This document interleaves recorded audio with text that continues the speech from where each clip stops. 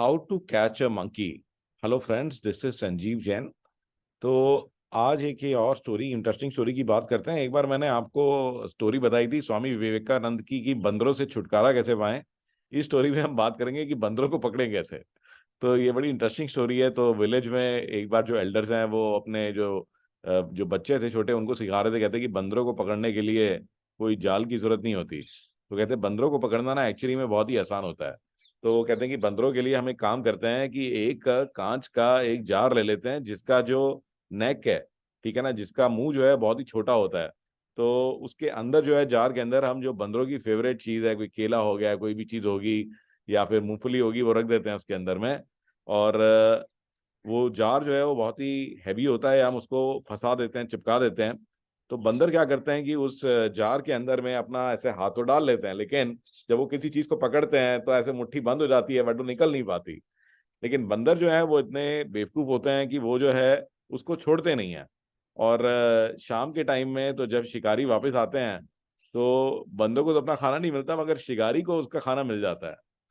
तो ये जो स्टोरी है, इसका एक यही छोटा सा मॉरल है कि कई बार क्या होता है लाइफ के अंदर में, हम लोग जो है ना, हम ये नहीं जानते कि हम जिस चीज को हमने पकड़ा हुआ है, जिस चीज से हम अटैच्ड हैं, उसको हमें छोड़ना पड़ेगा आगे बढ़ने के लिए। अगर हमने उस चीज को नहीं छोड़ा तो हम आगे नहीं बढ़ पाएंगे, और हम लोग बहुत ही स्टबन हो जाते हैं कि नहीं नहीं, ये तो मुझे चाहिए ही है। और जो और इंटरेस्टिंग चीजें और जो बड़ी चीजें लाइफ आपको देना चाह रही है, उनसे आप वंचित रह जाते हो। You are not able to get the things in life, they're not able to achieve the things that you can achieve because you are very stubborn and you're not willing to let go of what you are currently holding on to.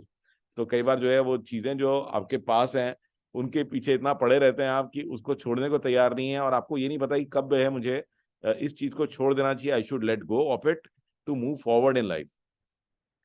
आज की भी मैं आपको एक amazing टेक्टिप देता हूँ friends. तो कई बार क्या होता है कि आप सबका एक ये होता है दिमाग में कि भी मैं कौन सा एंटीवायरस यूज करूं अपनी कंप्यूटर्स को, अपने फोन्स को सेव करने के लिए। तो मैं एक टेक्नोलॉजी एक्सपर्ट हूं, और मेरे जो स्टूडेंट्स हैं उनको मैं पढ़ाता भी हूं कि टेक्नोलॉजी को कैसे इस्तेमाल करना है।